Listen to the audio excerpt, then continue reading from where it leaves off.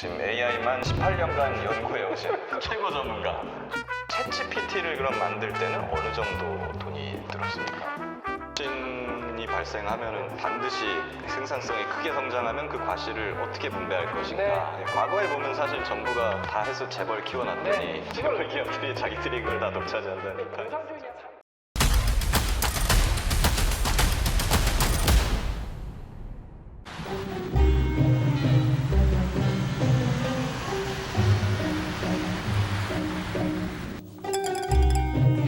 시작해보겠습니다. 네. 구독자 여러분 안녕하십니까, 김규현 변호사입니다.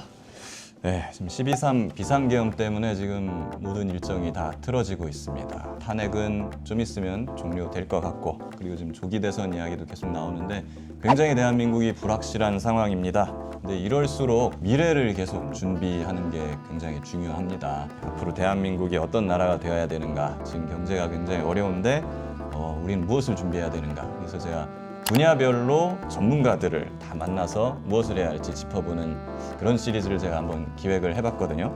그래서 이번 주제가 과학기술이고 그 중에서 요즘에 특히 핫하죠. AI 분야입니다. 지금 AI만 18년간 연구해오신 최고 전문가. 최근에 또 이재명 대표하고도 대담하셨던, 진짜 AI에 있어서는 우리나라에서 이만한 전문가가 다시는 없을 것 같습니다. 2025 AI 대전환이라는 책을 또 쓰신 분인데요.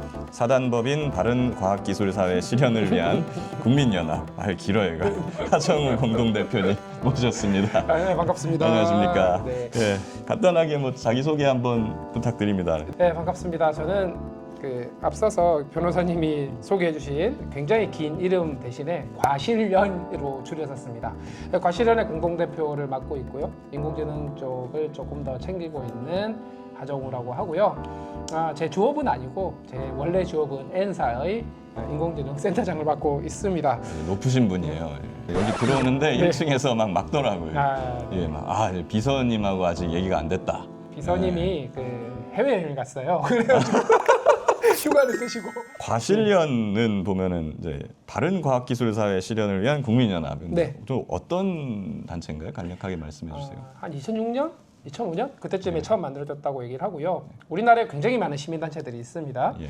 그런데 과실련은 정말 과학기술인들이 주요 멤버로 모여서 뭔가 우리나라의 어떤 과학기술 발전은 물론이고 정책이나 의사결정에 있어서 조금 더 과학적으로 할 수 있는, 그러면서 과학기술인들이 목소리를 좀 더 낼 수 있는 형태의 시민단체라고 보시면 될 것 같습니다. 예. 그래서 지난번 R&D 예산이 대폭 감소했을 때도 맞아요. 저희가 또 목소리를 냈고요. 또 아마 만약에 조기 대선이 열리게 된다고 한다면 인공지능 혹은 과학기술 관련한 여러 가지 이런 공약이 필요합니다. 이런 목소리를 좀 내는, 예. 과학기술 관점에서의 어떤 목소리를 내고, 또 과학기술을 시민들이, 일반 국민들이 좀 더 쉽게 접근할 수 있도록 하는 이런 노력을 하는 단체로 이해해 주시면 되겠습니다. 예. 사실 정치인들이나 행정부의 공무원들이 과학기술 이쪽에 대해서 사실 잘 몰라요. 사실은 이제 젊은 이런 과학기술 전문가분들이 이런 게 필요하다, 왜 필요한가, 네. 이런 거 할 수 있다, 이런 거 적극적으로 목소리 내주면 좋은 거 아닙니까? 네, 아무래도 결국은 전문가들의 의제를 잘 설정하는 것들이 중요하고, 예. 그런 목소리들을 좀 체계적으로 개인이 내는 것보다는 맞아요. 또 단체가 목소리를 낼 때 대표성이 또 있기도 하니까요. 그런 노력들을 하고 있습니다. 근데 약간 좀 이런 일 하다 보면은 과학기술 업계에서는 또 보면은 이런 목소리를 많이 내고 자꾸 국회나 행정부 정부 사람 만나고 다니고 하면은 저거 또 딴 생각이 있는 것 같은데 하면서 이제 네. 좀 이상한 눈초리로 보고 그런 건 없습니까? 두 가지로 봐야 될 것 같습니다. 하나는 우리나라의 정치 행정계에 과학기술 배경을 가진 분들이 너무 없긴 하죠. 그래서 그 비율이 늘어야 되는 게 맞기도 하고, 그래서 오히려 이 과실련에서 지금 준비하고 있는 게, 어차피 정치라는 걸 무시하고 살 수는 없고, 관심이 있는 과학기술인들이 있다면 제대로 정치란 걸 배워서 갈 수 있도록 하는 게 한 가지가 있고요. 정치에 진출하고자 하는 의지가 있든 없든 정책과 법을 만드는 쪽에 과학기술 이해도가 높아져야 그렇죠. 그게 기업이 됐든 학교가 됐든 좀 더 원활하게 연구 개발 혹은 비즈니스를 할 수 있을 텐데, 그 부분을 연결하는 역할, 이렇게 보고 있고요. 그죠. 네. 당연히 필요한 것 같아요. 보면은 제가 예전에 회사에 있을 때도 뭔가 좀 이런 정책이 필요하지 않을까요 하고 제안을 하면은 정치하려고 그러니? 신기했던 게 법조계에 들어오니까 네. 사실 법조인들은 정치권으로 진출하는 많이들 경우가 가시죠. 되게 많잖아요. 예. 그러니까 저희 이런 정책이 필요하지 않을까요? 건의 좀 합시다 하면은 전혀 맘대로 해. 그렇죠. 그러다가 아무도 이상한 눈치를 안 보여. 예, 그리고 누가 예. 갑자기 출마를 한다 그래도 전혀 이상하게 생각을 안 자연스러운 너무 거죠. 자연스러운. 예. 예. 그래서 그러니까 좀 다른 분야도 이런 식으로 좀 되는 게 자연스럽지 않을까. 저는 그렇게 가야 예. 된다고 보고 있고요. 그런 생각이 제가 들더라고요. 다니고 있는 N사 같은 경우는 오히려 이렇게 좀 서포팅을 해줍니다. 아, 결국은 제도가 이상하게 만들어지는 게 회사의 어떤 리스크로 돌아오잖아요. 네. 그런 부분에 대한 이해도가 굉장히 높죠. 훌륭하네요.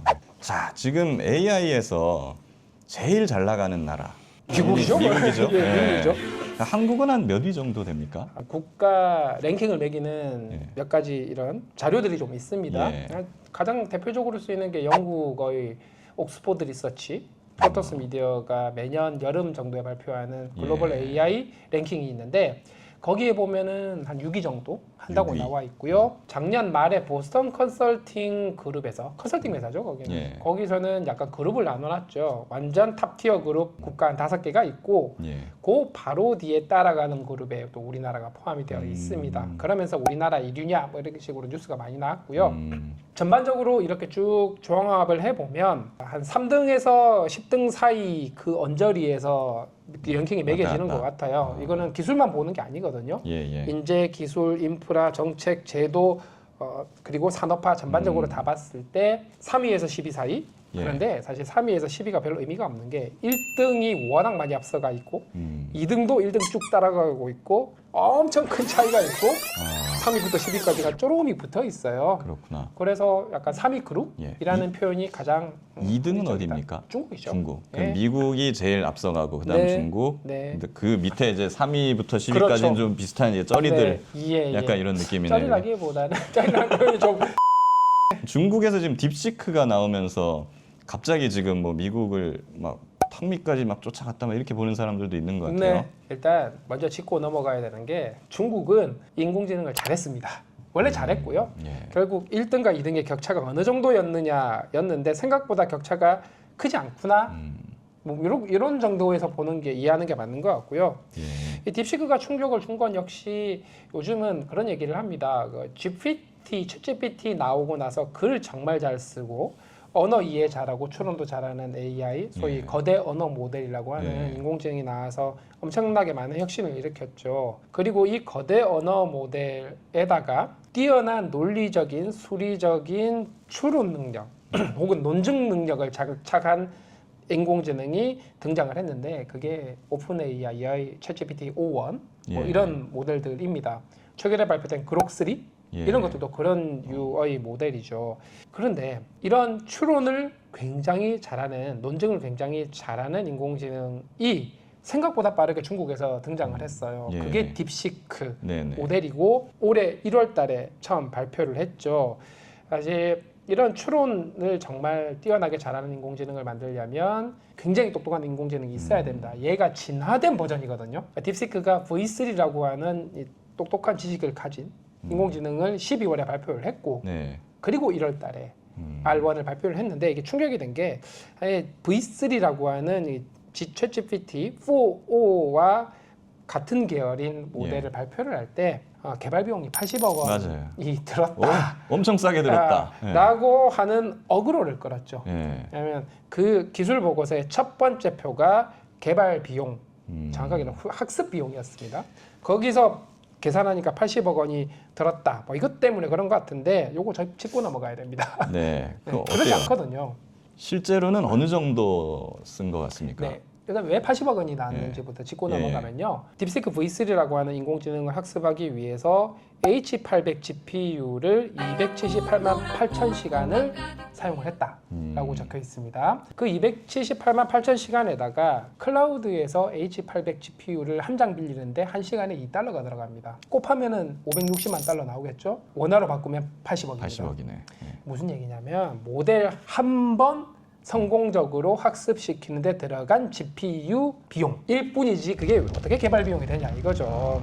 그걸 한번 성공시키려면 시행착오 엄청 많이 해야 되고요.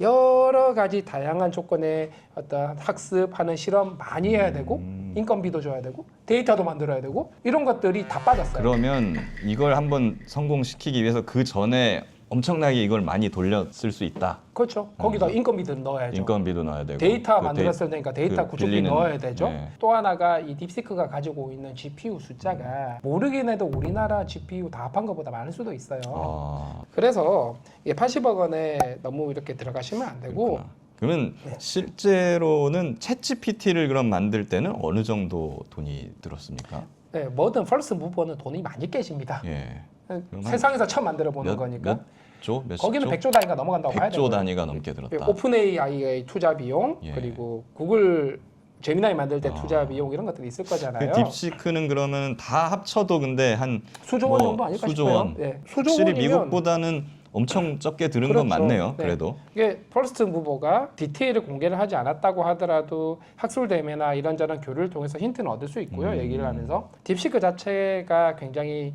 어떤 인공지능 기술력이 뛰어납니다. 연구 개발하면서. 예. 그래서 좀 줄였던 것도 있는 것 같고 또 데이터 구축 관련해서는 또 굉장히 고품질 데이터를 오픈 AI는 정말 박사들 고용해가면서 만들어야 예. 했는데 뭐 딥시크는 오픈 AI 같은 모델 잘 만들어 놓은 거에서 이렇게 지식을 빼가지고 데이터를 예. 만들면 되니까 그런 것들을 다 합하면 비용을 상당히 줄일 수 있긴 했죠. 그렇다면은 지금 우리나라에서도 지금 정부에서 뭐 내년에 뭐 2조 원을 태우겠다라고 네. 하고 지금 뭐 야당이나 이런 데서는 또 5조 원을 네. 하자 뭐 이런 얘기 네. 나오는데 그 정도면은 우리 같은 후발주자한테도 이런 걸 한번 만들어 볼 수 있는 그럼요. 예, 네. 그런 기회가 있다 이렇게 보면 되겠네요. 네, 뭐 LG도 그렇고 LG AI 연구원 예. 그리고 네이버도 그렇고 현존 딥시크 모델 수준을 따라갈 수 있는 기술력은 어느 정도 확보했다를 보는 게 맞는 것 같고요. 예.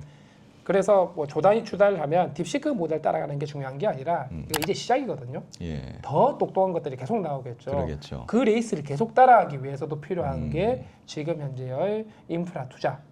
이렇게 보시면 굉장히 중요한 것 같습니다. 자, 지금 미국에서 AI 맨해튼 프로젝트라는 거를 발표를 했대요. AI에 4년간 718조 원을 투입하겠다 이렇게 발표했는데 저희는 지금 뭐 2조를 투입하냐 5조를 투입하냐 이거 갖고 하고 있는데 여기 지금 700조 원이 나옵니다. 돈으로는 사실 게임이 안 되는 것 같기는 해요 이게. 네. 여기서 나온 말이 저는 처음 들었어요. AGI, 그러니까 인간과 동등하거나 이를 능가하는 인지 능력을 갖춘 인공지능이다. AGI라는 말이 나오는데 이게 기존의 AI하고는 어떻게 다른 겁니까? 네. AGI가 Artificial General Intelligence의 약자거든요. 인공지능 중간에 제너럴이 들어갔어요.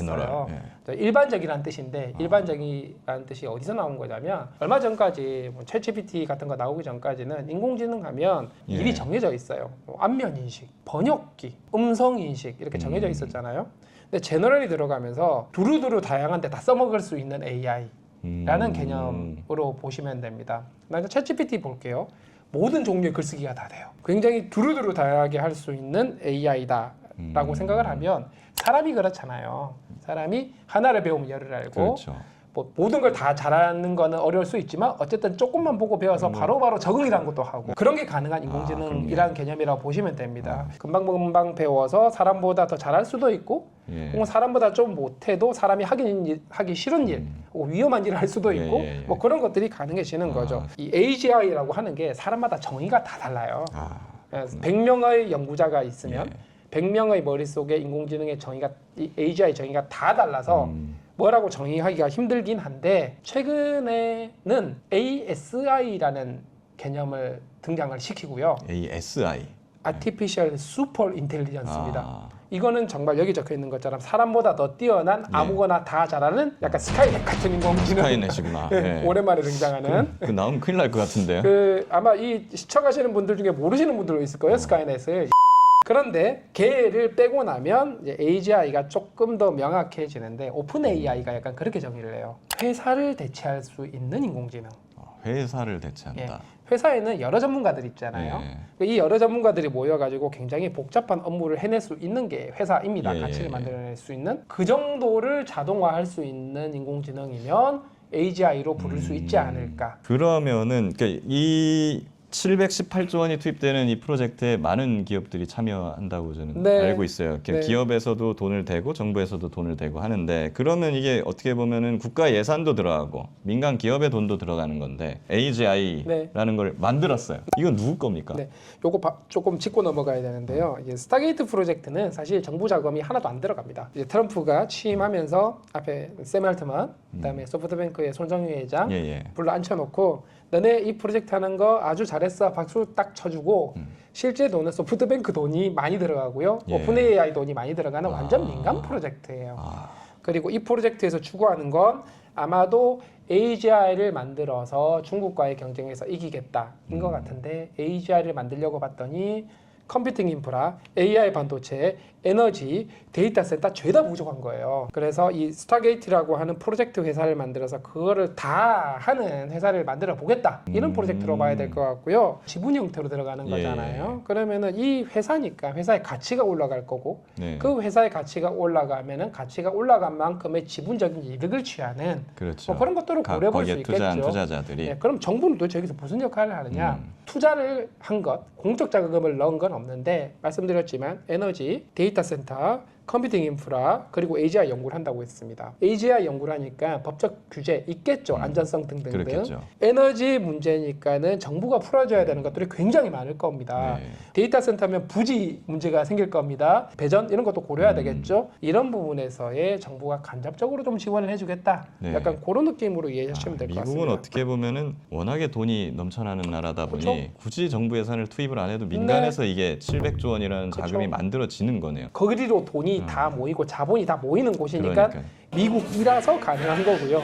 자, 우리나라 같은 경우에는 그럼 이제 정부 예산을 투입을 해야지만 이런 규모의 어떤 프로젝트를 할 수 있는 거잖아요. 어떻게 보면. 미국 빼고 다 그렇습니다. 그렇죠, 사실. 아, 그렇구나. 중국도 투자해야 돼요.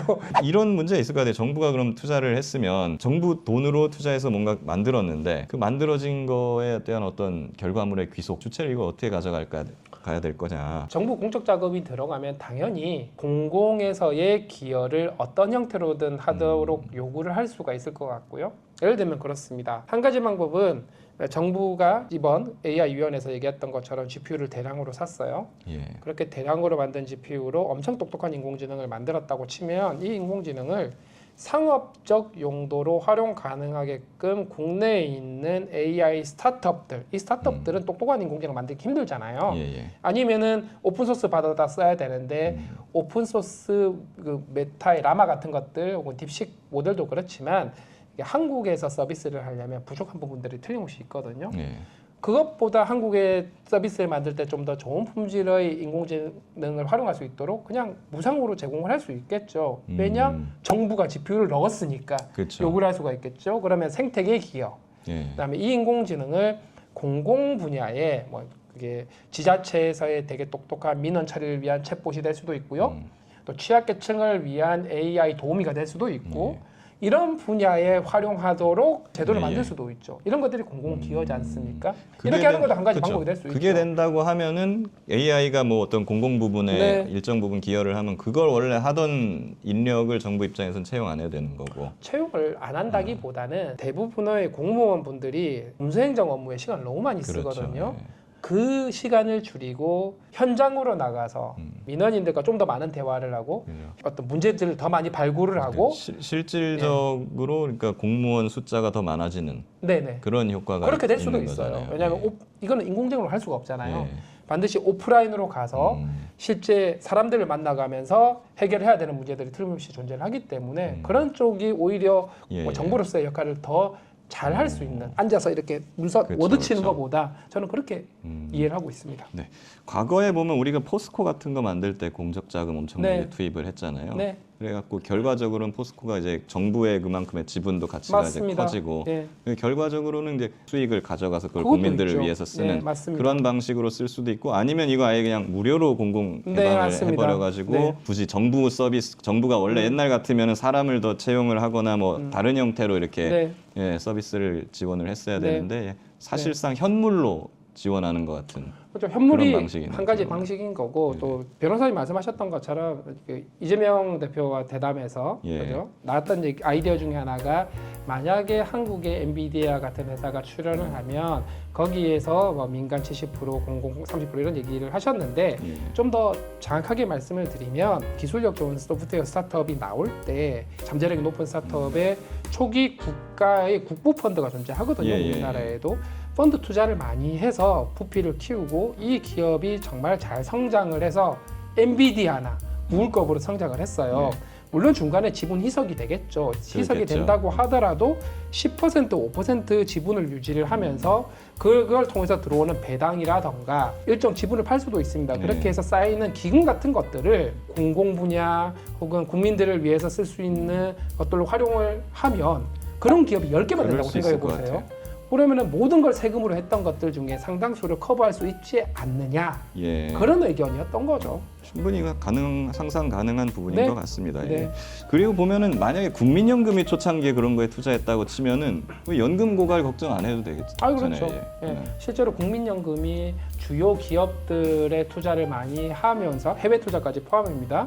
그렇게 해서 연금 운용을 하고 있는데 또 어떨 때 경기가 어려울 때는 막 방어하면서 들어가가지고 많이 깎아먹기도 그러니까요. 하고 그래서 사실 국민연금은 초기 투자보다는 좀 큰 기업들 중심으로 좀 하고 있는 것 같고요. 예, 예. 사실 뭐 사우디도 그렇고 UAE도 그렇고 국부 펀드들이 초기 투자 굉장히 많이 하기도 하거든요. 그래서 우리나라에도 KIC라는 게 있기도 하고, 투자공사. 네, 그래서 이런 부분들을 좀 더 적극적으로 이렇게 해서 AI 시대에 또 새로운 형태의 어떤 부가가치가 만들어질 때 이 부가가치가 또 생산성 향상을 예. 통해서 이 절대 노동이 증가하지 않으면서 생산성 향상이 일어나는 부분의 부를 어떻게 좀 합리적으로 지속 가능하게 분배를 할 것인가 하는 것들은 지금부터 사실 고민할 필요가 있다고 그렇죠. 봅니다. 예. 혁신이 발생하면은 반드시 생산성이 크게 성장하면 그 과실을 어떻게 분배할 것인가. 네. 예. 과거에 보면 사실 정부가 다 해서 재벌 키워놨더니 네. 재벌 기업들이 자기들이 그걸 다 독차지한다는 비판이 공산주의냐 있었잖아요. 사회주의냐 개념이 네. 아니라 성장을 하고 성장에 대한 과실이 사람이 아닌 생산성을 높일 수 있는 지능체가 등장한 네. 인공지능 시대의 새로운 성장과 새로운 분배에 대한 사회적 합의 그렇죠. 그리고 제도적인 뒷받침 이런 것들을 고민을 할 시기가 왔다 이런 얘기인 거죠. 미리미리 좀 근데 이런 부분 설계를 해야 될 필요가 있을 네, 것 맞습니다. 같아요. 사실 네. 준비 안 해놨다가 나중에 이제 일 닥치고 나서 맞습니다. 해결하려면은 네. 오히려 그때 가가지고 더 큰, 혼란스럽죠. 예, 혼란스럽고 네. 언제 그런 약속을 우리가 했었어 네. 하면서 파열음 나고 그러잖아요. 네. 예, 얘기는 해봐야 될 것 같습니다.